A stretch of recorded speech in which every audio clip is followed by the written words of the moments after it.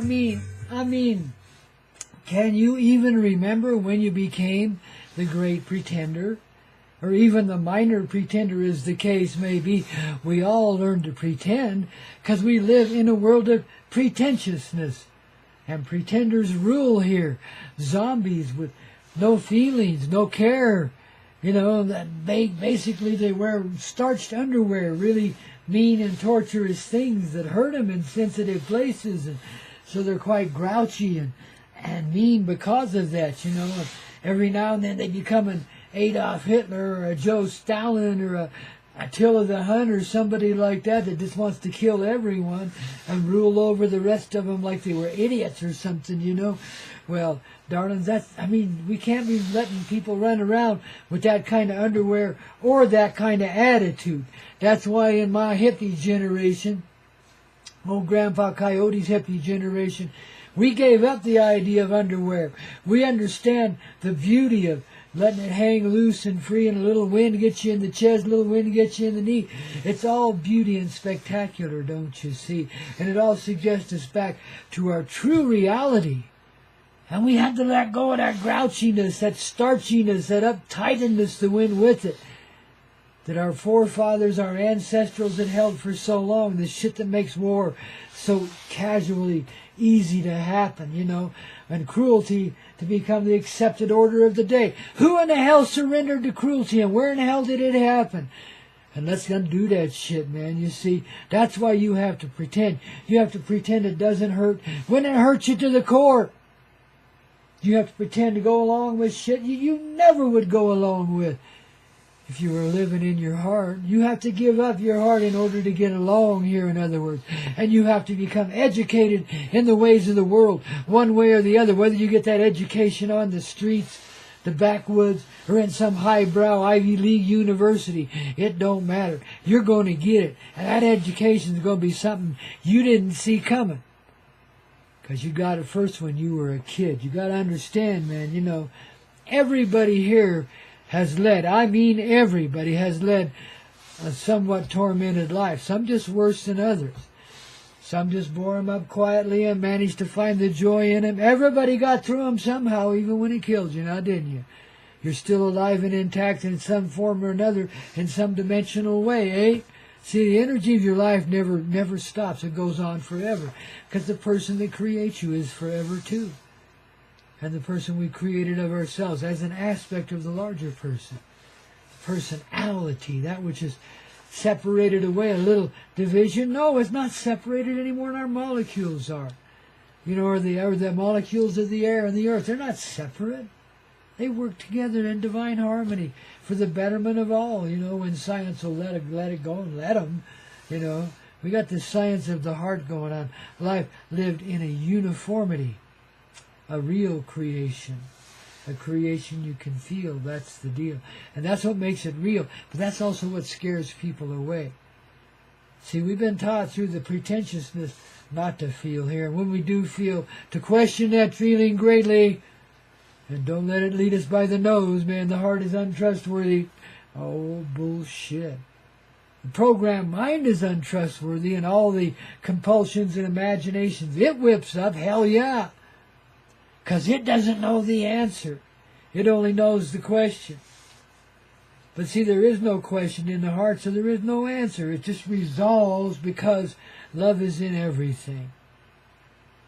And we move beyond our genderized, polarized attitude by embracing it with great gratitude.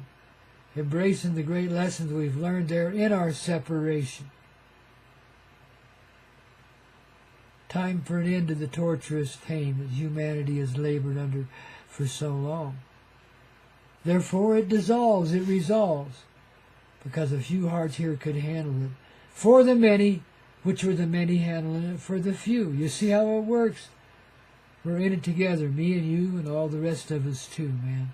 Just like the sun, moon, stars, everything works together one way or the other.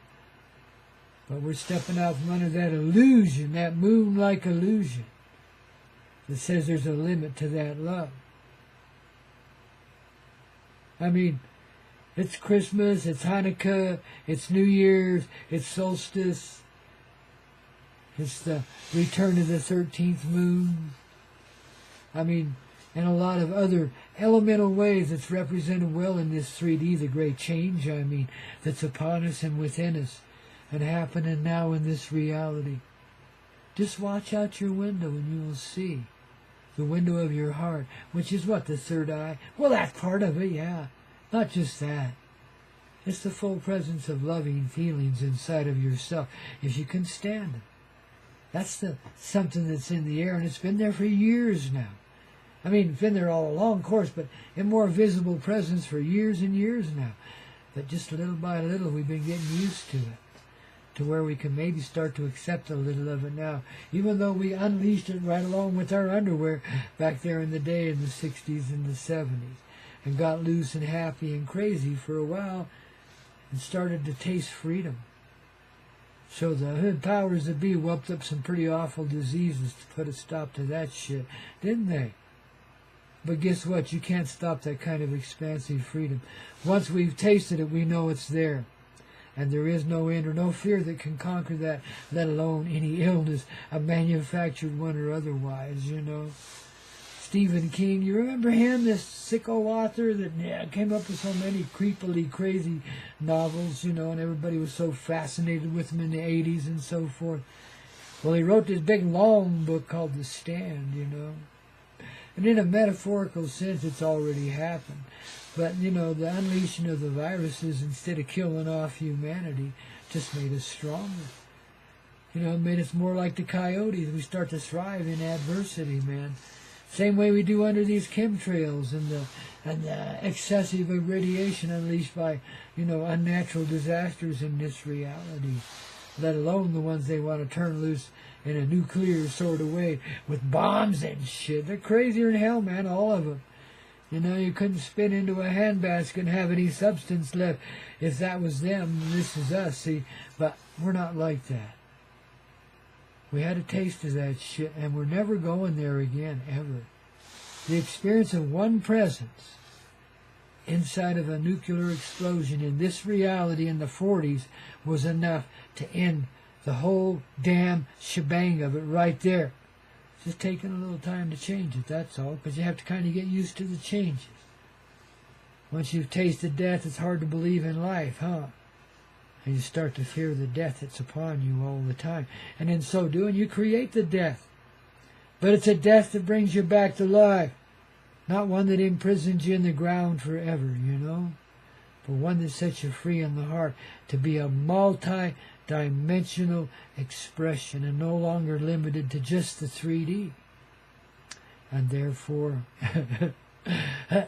it can never become unclear again. It's been so hazy, it's been so messed up, but it can never do that again. Once you see it, you got the full presence of peace in yourself because you understand creation and see your place at the center of it too.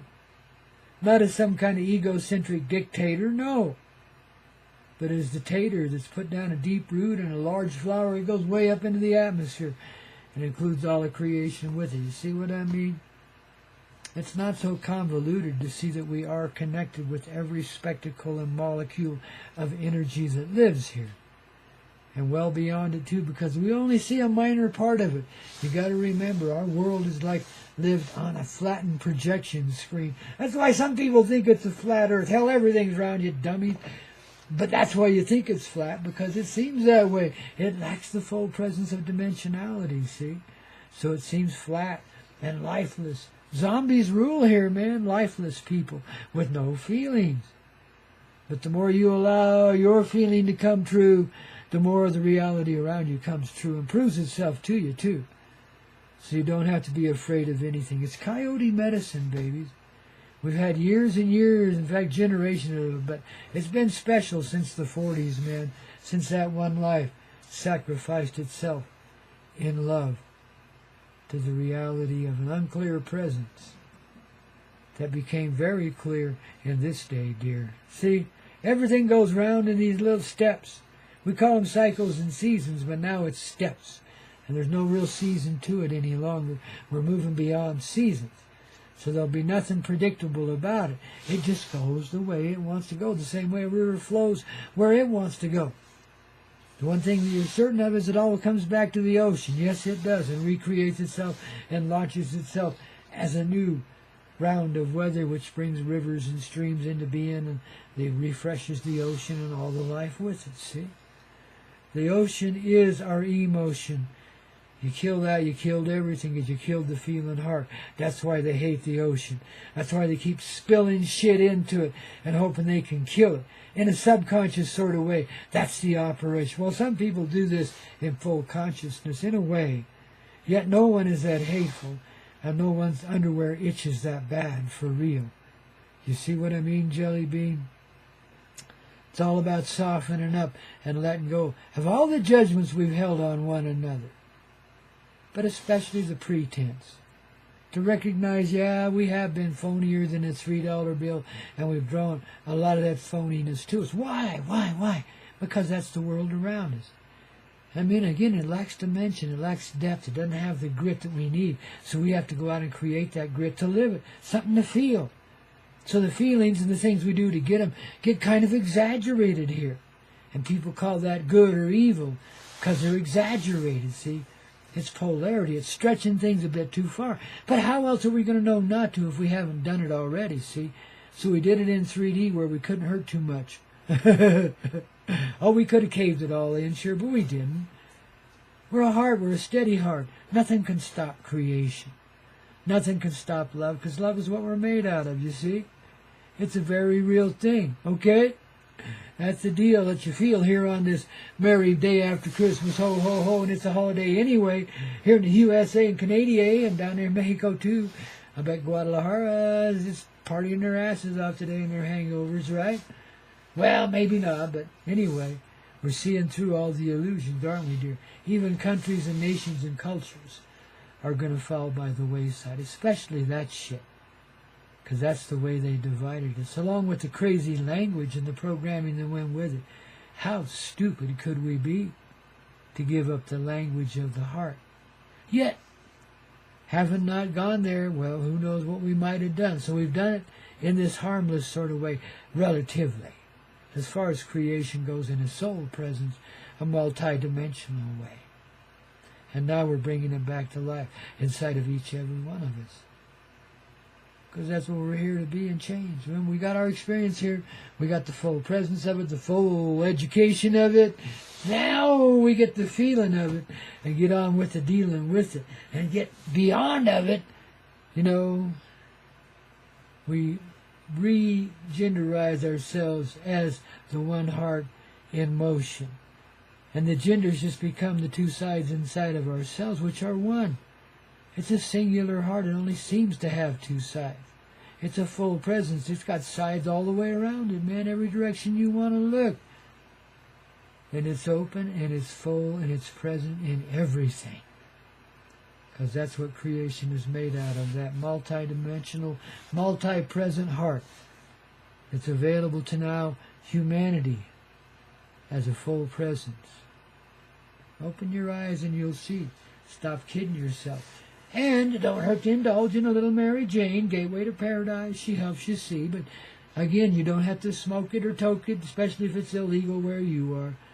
Participate in the energy of truth. Just ask truth to reveal itself through you. Give yourself some quiet moments. But these days it's so expansive, you know. The quiet moments will come to you in the middle of a workday, whatever. You know, we're changing everything. That's why the world took this week off between Christmas and New Year's for many years now. Preparation for this year, where we really change things while we're all, and a lot of us aren't going back to the workaday world ever again. In fact, nobody is. Reality kind of fulfills itself here, but I hate to predict too much, except you feel it coming. And you know it's happening, because it's already happening inside of you and me too, and Obi-Wan Kenobi, and all the little forms of coyote life that surround us here, man. It's the end of the world as we know it. The beginning of love as a full and ever-present, expansive thing. Not something to be lusted after or desired or something that has to be created from the cold side of anything. Because there is no cold, there's only the warmth of life living and the love within it. And it refuses to torture itself anymore. And it's about darn time, wouldn't you say, Grandpa say, and I'm hearing it from you too, babies, united in the heart on this beautiful, holy day, whole of a day, because we just became whole in the cycles of living, and now we just regenerate. Okay?